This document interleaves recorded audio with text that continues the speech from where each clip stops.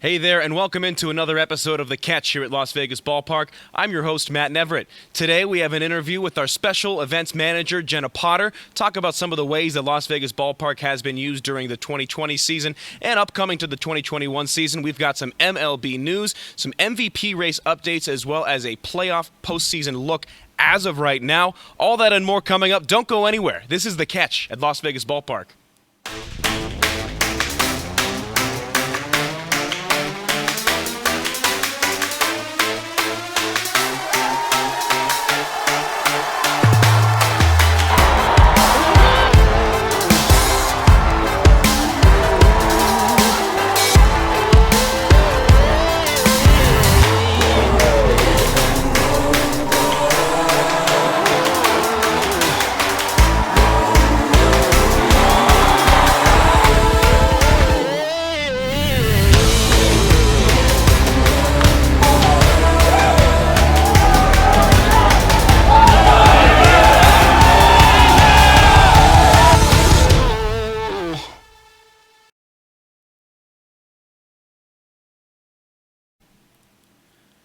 Welcome back into The Catch at Las Vegas Ballpark. I'm your host, Matt Neverett. Plenty of Major League Baseball news to talk about. The 60-game regular season that everyone was not sure if we were going to get partially through, all the way through, any kind of the way through. It's almost done. We're in the last week of play, again, in this 60-game abbreviated Major League season, which back in March, a lot of people did not think was going to happen whatsoever. So kudos to the players, to the managers, to everyone involved for trudging through this season, getting the games played. Not everybody's going to get to 60, but pretty much everybody's going to be close enough. One team that is going to get to 60 and has done a great job this year is the Oakland Athletics, the Aviators Farm Club. They are the division champions of the American League West for the first time since 2013. Both ESPN and MLB.com currently have them rated as number 5 in their most recent power rankings updates. And with that division title, the Astros, they've also clinched a top 3 seed in the American League, which could be a very important spot with the way that some of the teams have been playing as of late. First and foremost, the New York Yankees. If you can win 10 games in a row in a 60-game season, a 10-game win streak is a great number, as is. It's double digits. It's a nice, clean number. Yankees ended up winning 11 games in a row before losing for their first one. But in a 60-game season, that's 1/6 of the season's games in a row. So the Yankees, who were out of the playoff race just about 2 weeks ago, storming out of nowhere. If the season ended today, they would be the number 5 seed in the American League. So credit to the Yankees. Aaron Boone inserting himself into the late season American League Manager of the Year race because of the way that his team has closed down the stretch, battled through some injuries, mainly to Giancarlo Stanton and Aaron Judge. They've got DJ LeMahieu, who's competing for a batting title. We got some more updates on the batting title in a moment, but for the Yankees, they've come out of nowhere and, again, winning a ton of games in a row. If the season ended right now, they'd be the number 5 seed in the American League. Guess who they would play? That's right, it's the Minnesota Twins, and if you have been watching baseball, even for the last 2 to 3 seasons, you know that the Twins facing the Yankees in the postseason is not a favorable matchup for the team from the Twin Cities. The Yankees have steamrolled them 3 times in the playoffs in each of the last 3 years in the first round. We'll take you through the rest of the playoff matchups. It's interesting, I would say more so in the American League, or rather in the National League than the American League. Only reason is because 3 of the 4 matchups in the American League, if the season ended today for the playoffs,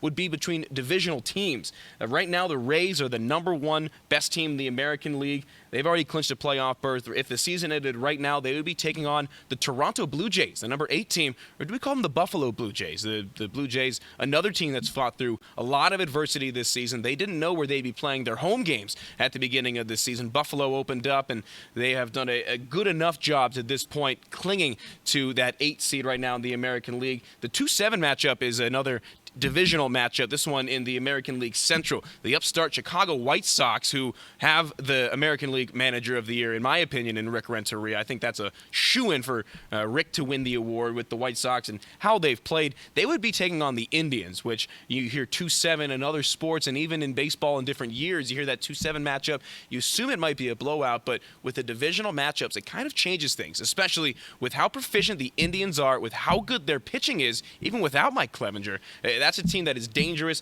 With the White Sox, they have pretty good pitching, but especially good batting. So it would be a matchup of strength on strength if the season ended today in that 2-7 matchup between the White Sox and the Indians. And the A's right now locked into the 3 spot or better. Very likely that they will remain the number 3 seed in the American League. If the season ended today, they would be taking on a divisional foe in the Astros, whom they currently lead by over 7 games in the division. It's been a one-on-one matchup that the A's have dominated all season, and they would get a chance to prove it in a best-of-3 playoff series to get things started. And that aforementioned Yankees-Twins, the 4-5 matchup. As of right now, though, the Twins, the 4 seed, they would have the home field advantage. We'll see if that makes any difference should the season end today, and that be the matchup with the Yankees and the Twins. And now looking to the National League, where we've got some matchups between some rivals who might not be quite in the same division.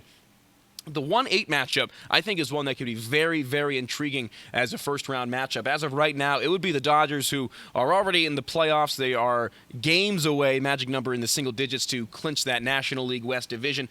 They would be taking on the Phillies, who are not quite at the same level as the Yankees as far as coming out of nowhere from late in the season, but a good job by the Phillies and Bryce Harper especially for turning things around, and Joe Girardi, the manager there, keeping his team grounded and, again, really coming out of nowhere, this Phillies team. As if the season ended today, they would be in the playoffs as the number 8 seed.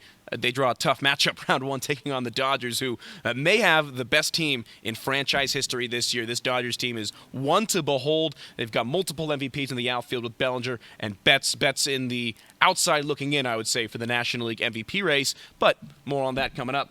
The 2-7 matchup right now would be the Cubs versus the Reds. If the season ended today, that would be the only in-division matchup in the postseason, at least in the first round in the National League. The Cubs, ho-hum, another winning season, kind of doing what they do even without some big-time production from the Las Vegas product, Chris Bryant, who just had a bit of an oblique injury over the last week. We'll keep an eye on him if he is going to be healthy somewhere near 100% for the playoffs. And the Reds clinching a playoff berth earlier this week. This was a team that was supposed to have a breakout year. They really disappointed some fans, and I'm sure themselves, early in the year with the way that they played, mainly with the way they pitched. But the Reds hitting well at the right time. They're getting Sonny Gray, their right-handed starting pitcher, back from injury, heading into the playoffs. So the Reds are a team that is trending in the right direction as we enter postseason play. And the Braves-Cardinals is one of those classic matchups. That would be the 3-6 matchup right now with the Bravos holding the number 3 seed in the National League as we speak.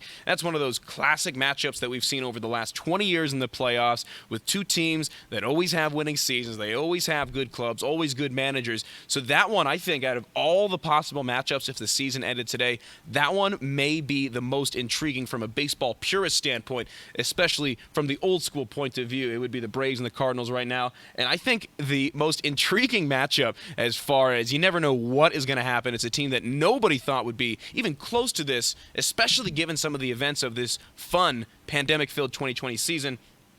That's the Marlins. As of right now, that is right. The Miami Marlins, the Fighting Derek Jeters, are in the playoffs. Not only are they in the playoffs right now, they're the number 5 seed. So not like they're sneaking in for the time being, but they do draw a tough one round 1 if the season were to end today. It would be the number 4 seeded San Diego Padres, who, in my opinion, have the National League Manager of the Year in Jace Tingler with some of the things that he's been able to do. The Friars acquired Mike Clevenger at the deadline. Their pitching staff has been shored up. Their offense has been outstanding all year, with Manny Machado inserting himself really forcibly into the National League MVP conversation as of late, with Fernando Tatis Jr. kind of falling off a cliff in the last couple of weeks as far as the National League MVP race. But again, the 4-5 matchup in the National League, if the season were to end today, would be the San Diego Friars, the Tony Gwynn Express, up against the Miami Marlins, which I think would be my favorite playoff matchup, again, if the season were to end today. And we're talking about the MVP updates. A couple of episodes ago, we gave you an update, and it seemed like it was Fernando Tatis and Shane Bieber in the National League and the American League, far and away, with a couple of dark horses outside looking in. Since then, it has switched, especially in that National League. As I mentioned a minute ago, Fernando Tatis Jr. was a world beater. Nobody could stop him. He was beating entire teams by himself offensively. Since then, his teammate on that left side of the infield, Manny Machado, has started doing that. 16 home runs, ties him for 3rd in the major leagues. Machado is tied with Freddie Freeman with a 2.8 wins above replacement, which is a really good evaluative tool for determining the valuable asset of a player. Basically how many wins that player is worth. Tatis, Freeman, and Machado are all within 1/10 of a point in the wins above replacement category. So it's those three and Mookie Betts who is just below them in the WAR leaderboard. Machado and Freeman really coming on strong as of late, especially Manny Machado with the power. Not just with the bat, but he's hitting balls out of the yard. So at this point, it looks like it's Tatis outside looking in. He's been hitting just over his weight over the last 2 weeks. He's been hitting under the Mendoza line of 200 on the batting average over the last 2 to 3 weeks, while Manny Machado has been surging upward. So right now, it looks like Machado, Freeman, with Mookie Betts and Tatis kind of as the two outliers there as far as the National League MVP race is concerned. If it's up to me right this second, it's going to Manny Machado, but that's why they pay them the big bucks, and I'm here on the catch with you. Looking at the American League, again, Shane Bieber pretty much already clinched the Cy Young. You can go ahead and book that, cash your tickets. Shane Bieber will win the American League Cy Young. The question is if he pulls a Verlander and wins Cy Young and MVP. As I said, it looked a couple weeks ago like that was a done deal, but since then, the surging White Sox and their leadoff batter, Tim Anderson, have been lighting the world on fire. TA hitting .355 as of right now. Him and DJ LeMahieu of the Yankees going back and forth for the American League batting title. Tim Anderson looking to go back-to-back. He was your batting champion last year with Chicago. He only hit .335. Granted, it was over a 162-game season, but TA having the same level of success, .355 on the batting average as of right now. Also leads Major League Baseball in runs scored. He's touched home plate 44 times. Interesting note on LeMahieu, though. If he were to win the batting average with the Yankees, he would be the first player in Major League history to win the batting title in both leagues. It was very surprising when I saw that. I had to look it up. He won it with the Rockies 2 years ago back in 2018. He's looking to win it with the Yankees, but Tim Anderson, I would say a very strong, surging American League MVP candidate, trying to negate that. And as always, Mike Trout in the conversation. You can look at the numbers. He's doing what he does. It's almost tougher to kind of put it into perspective for Trout over a 60-game season just because a lot of his value is defensively. Obviously a wizard with the bat and one of the greatest players of our generation or any generation, but his defensive value, oftentimes you got to look at the sabermetric stuff for that, and it's not quite as prominent with the MVP voters, an older demographic, we'll say. So again, just to recap, the National League right now, my top three are Machado, Freeman, and Tatis Jr., and in the American League, it's got to be Bieber, Tim Anderson, and Mike Trout. I would say Tim Anderson or Bieber probably have the best chance to win the American League Most Valuable Player Award in 2020 season. Taking a look at a couple of former Las Vegas 51s and a couple of former Aviators having some success at the Major League level this season. We'll go back to the 51s days. A couple of Mets prospects and now Mets really players. Brandon Nimmo batting .282 this season.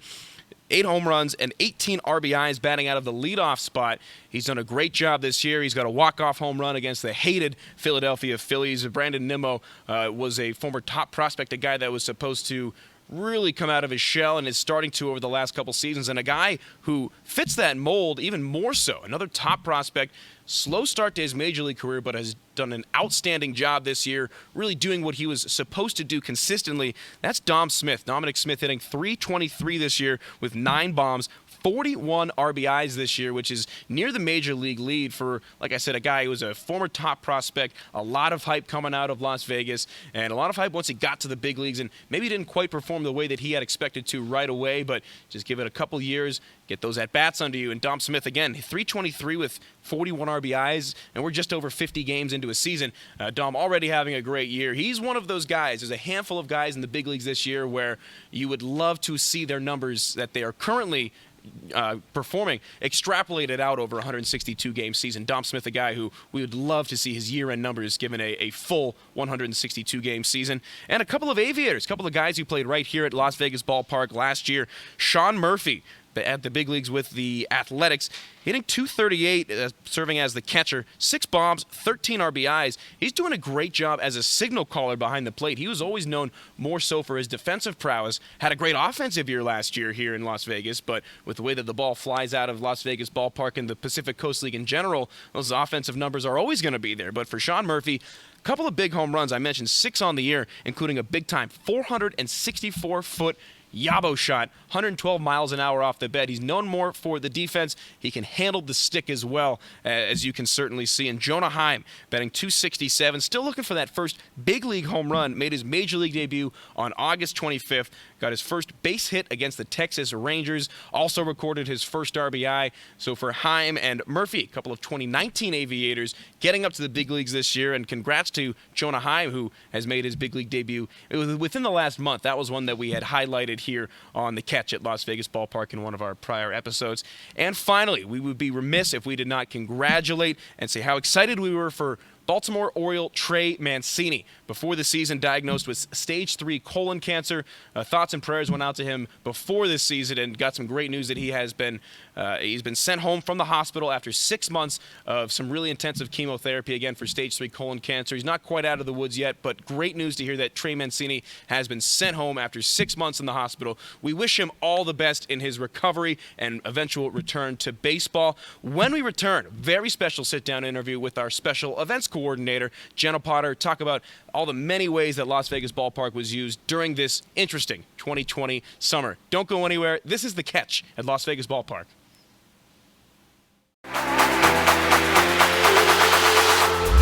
What the Aviators have done is they've given a reason for Las Vegas to love their baseball team again. From the groundbreaking on, literally it couldn't be done. It was just the timeline to get a state-of-the-art stadium built was impossible. To get the team organized, ready to go, to even get out here and play, nobody really knew if we could do this. And the fact that not only we did it, but it was done at such a high professional, high quality level. Welcome back into The Catch here at Las Vegas Ballpark. I'm your host, Matt Neverett, joined today by our lovely special events manager, Jenna Potter. Thank you so much for joining us here on the concourse. Thanks for having me. I appreciate it. It's been an interesting year for everybody in baseball, everybody with the Aviators, but especially for you in your field with the special events. The focus has been on everything off the field. Normally the focus is on the players, the team, what's going on the field of play. This year, for 2020, it's been completely different. The focus, especially here at Las Vegas Ballpark, has been on the special events. What has the summer been like for you? It's been a busy summer, but yes, we've had a lot of time to sort of navigate some new waters for sure. So we have taken advantage of the off season in baseball to sort of create some enticing new ideas to bring people out to the ballpark, to make sure people know that we're here for the community, and that we're here to still be offering Las Vegas Ballpark for a place for people to come. And we'll get into those enticing events here coming up. That's called a tease for those of you in the business. But we'll get a little bit into you. This is Jenna Porter, our special events manager here at Las Vegas Ballpark. Tell us a little bit about yourself. You're still relatively new with the team. What has it been like seeing the very first season at Las Vegas Ballpark last year versus this a little different season this year? So part of what else I do is community relations. So last year during the season, we had some really amazing community activations during the season that we do with the local nonprofits, local civic groups, schools, things like that. So it was kind of sad not to be able to actually activate those things this year. But again, it's given me some time to sort of figure out some different aspects of the ballpark and special events and how to bring them here. So it's been good, but 2 years, and I've enjoyed every minute of it. And in that 2 years, your role has transitioned a little bit. What's that been like, and who's kind of been instrumental in guiding you to where you are right now? Well, Melissa Harkavy, our former Vice President of Community Relations and Special Events, she moved back to the East Coast to be with her family, and she's sorely missed for sure. She was a great mentor. I learned a lot from her, and she had a lot of faith and confidence in me, and it's been interesting, like I said, to navigate on my own, but it's also been fun. But Melissa was, and for a lot of people at the ballpark, she was a mentor to a lot of people. Now let's get into those enticing events. We'll get into it now. What have been some of the most popular events this summer, whether it be something we do every week or something that is only a one-off event? So we have actually done really well. We've opened the ballpark up to tours on Fridays. We do 4 tours every Friday. Those are changing up a little bit, so keep an eye out for those changes that we're going to have. Yes, that we are going to have coming in October. might have a little inclusion with tours now that we didn't have before. But we've also done some packages. So we have been promoting some batting practice events that you can do, private party, pool parties, but people really seem to love the batting practice. It's a great opportunity to get on the field that most people don't ever get the chance to do. It's the best field with the best grounds crew at the best ballpark in minor league baseball. Those are all voted by the fans. That's not just our opinion. So about those batting practice packages, because that sounds like something that I would really enjoy as a big time baseball fan. How does someone go about acquiring the batting practice package if they're interested in that? They can send an email to specialevents@aviatorslv.com. They are limited right now to 25 people. With the 25 people, it is a $2,000 package. You get food and beverages for up to 10 people, and you can pay for those additional people per head. You get our delicious hot dogs and hamburgers, some pasta salad, some chips, but you get to experience Las Vegas Ballpark on your own with your small group of friends. Maybe your company, whatever you want to do, but it's an intimate, very exciting event. And if you watched our episode of The Catch here at Las Vegas Ballpark last week, you saw us interview Chef Gary De Lucia, and you get all that food, and that was a lot of fun.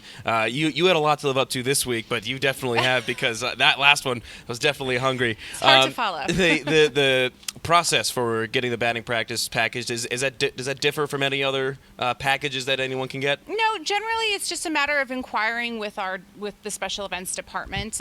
So it's just a matter of, we also do other private events, as well as some community events. We are hosting the 1 October Memorial Blood Drive on Thursday, October 1st.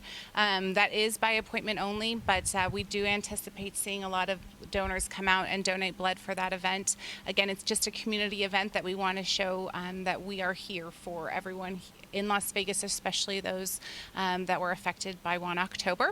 But again, if you're interested in any sort of special event, whether it's a community event or a private event, we are here, and just special events at aviatorslv.com. Easy enough. With all the excitement and the fun that last year brought, the 2019 season brought, everyone was excited for the 2020 season. What were some of the things that you were the most excited about, and maybe which ones will carry over to next year? Well, obviously baseball. I think everybody was. Which we all miss greatly. But we did have some really fun events scheduled that we are moving to 2021. Specifically a high-end car show that we are really looking forward to that will be next fall. It was supposed to be October of this year, looking to October of 2021. Movie nights, frankly. I really hope we can still get a couple in before the end of the year, but if we can't, due to the restrictions on event sizes, I really hope we can get movies in as soon as 2021 even starts. So that kind of mixes a couple of the questions I had, because one was about the restrictions, one was about movie. No, you're guiding me right down there. What is going to be the biggest change for you once some of these restrictions start to get lifted here in the state of Nevada?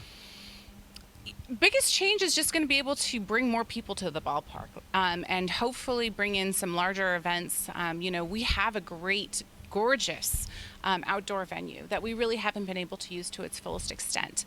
At the moment, we are restricted to 50-person events.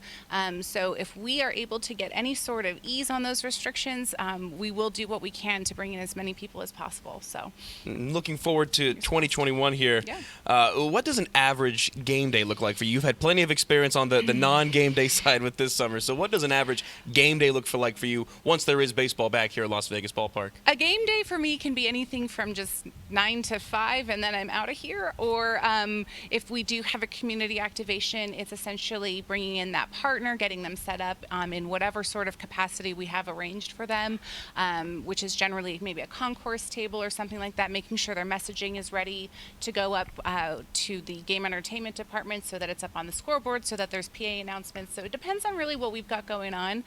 So my day can be a lot easier than some on a game day, but it can also be just as much as anyone else's. That's the beauty of minor league baseball, right? It can be so different day to day. Yeah, exactly. She's our lovely special events manager, Jenna Potter. One last time, if somebody wants to book a special event, either at the ballpark or with the Aviators, how can they get a hold of you? How can they get a hold of those events? Special events at aviatorslv.com. You can also email me directly, which is jpotter at aviatorslv.com. I just never use it. We also have an inquiry form on our website at www.thelvballpark.com under I think it's tickets and events, and there's a special events tab as well. So there's tons of information on there. So I encourage anyone who's interested just to reach out or take a look around. Well, that's awesome. Jenna Potter, Special Events Manager here with the Las Vegas Aviators. Thank you so much for joining us. Thank you. This is The Catch at Las Vegas Ballpark. Don't go anywhere. The jersey nights are awesome because if they're real, authentic, unbutton-it jerseys, it's great that they're taking care of their fans and doing it for them, just showing respect to them so they can show support back. Being a Las Vegas Aviator fan, it's great because we kind of have a family gathering that people can bring their kids to and enjoy a day at the field. It's definitely a magical experience. Woo! Go Aviators! We're here at the Las Vegas Aviators Stadium getting our free backpacks this evening. Come on down here and join us for that W. Go Aviators!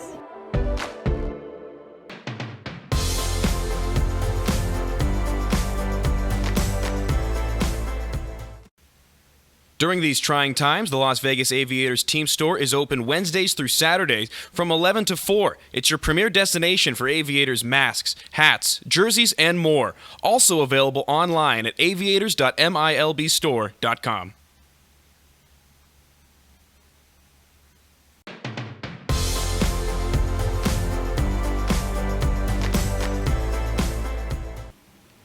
This has been another edition of The Catch here at Las Vegas Ballpark. A big-time special thank you to our special events manager, Jenna Potter, for joining us.